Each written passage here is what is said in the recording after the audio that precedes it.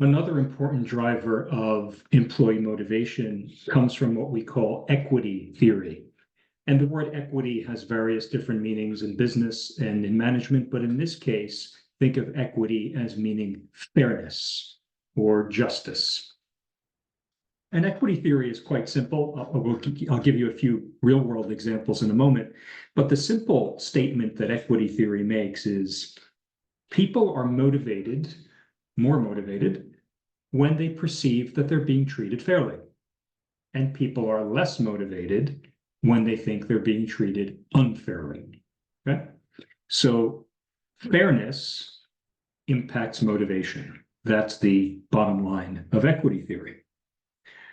Think about a situation, if you've ever experienced one, where you think your employer or your professor or your colleague is treating you unfairly.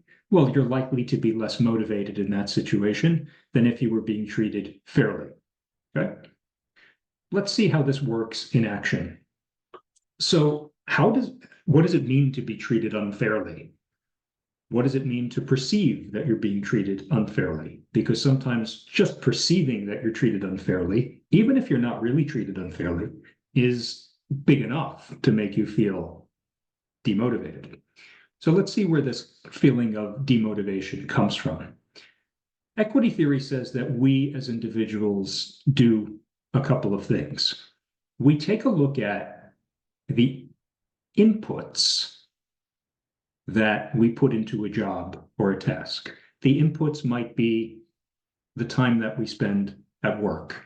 The inputs might be the time that we spend studying. The inputs might be the number of years that we spent educating ourselves in college or advanced studies at a university, right?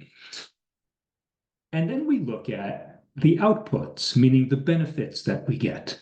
Those benefits could be salary, those benefits could be prestige, those benefits could be time off from work, those benefits could be the ability to be viewed as an expert in your field.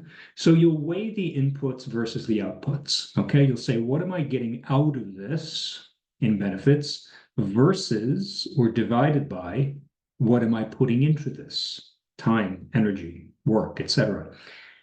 And this gives us sort of a ratio, right? The outputs divided by the inputs. What am I gaining versus what am I giving up or putting in?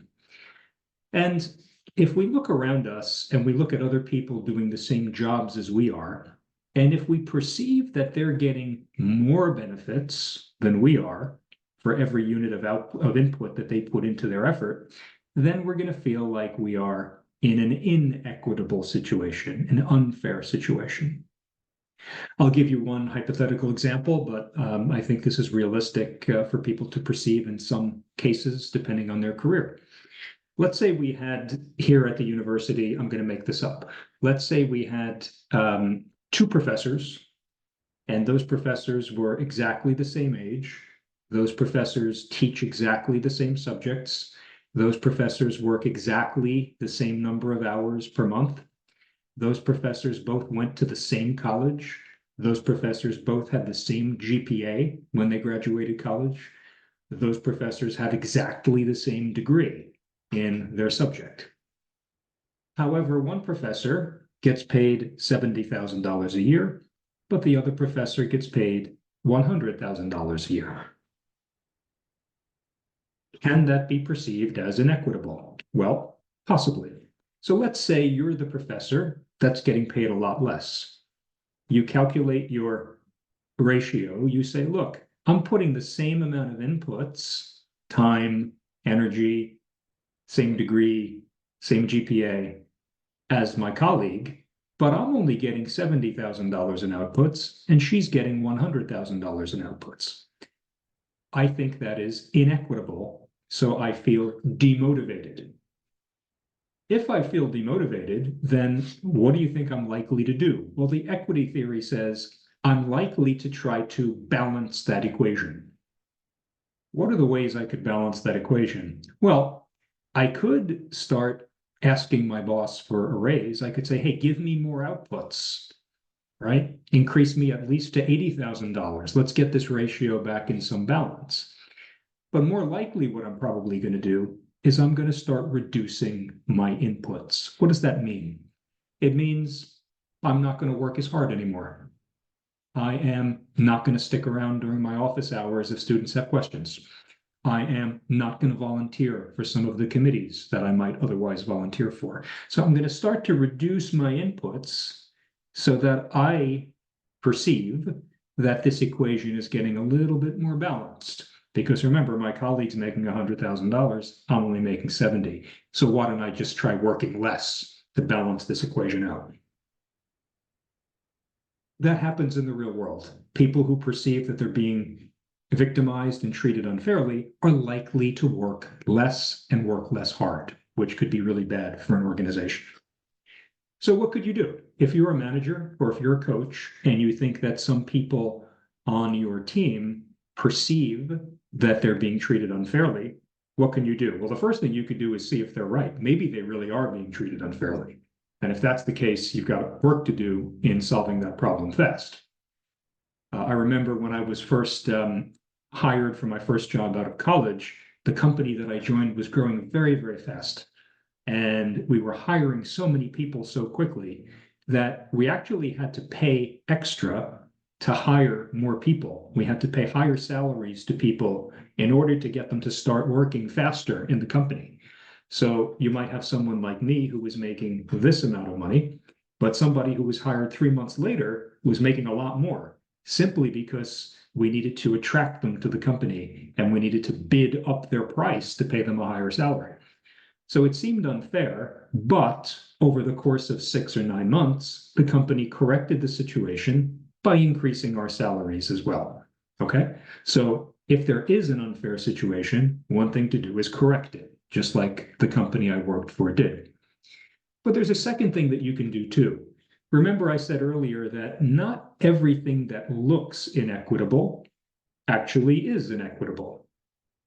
For example, can you think it's ever justified for two professors with the same backgrounds, the same credentials, the same GPAs, the same education, working the same amount of hours? Is it ever justifiable to pay one so much more than the other? And I would offer you the idea that yes, there are some cases where that may actually be fair. Why could that possibly be fair? Well, let's think. Maybe the professor who's making more has better outcomes in his or her classes. Maybe students learn more effectively with that professor.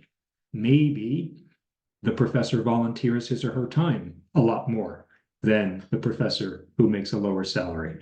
Maybe the professor who's paid more actually does a lot more volunteering on committees and things like that. So there are certain ways that something that looks inequitable may actually be equitable. So if you want to motivate your team and you actually don't think there's an inequitable situation, then you need to share facts with that team.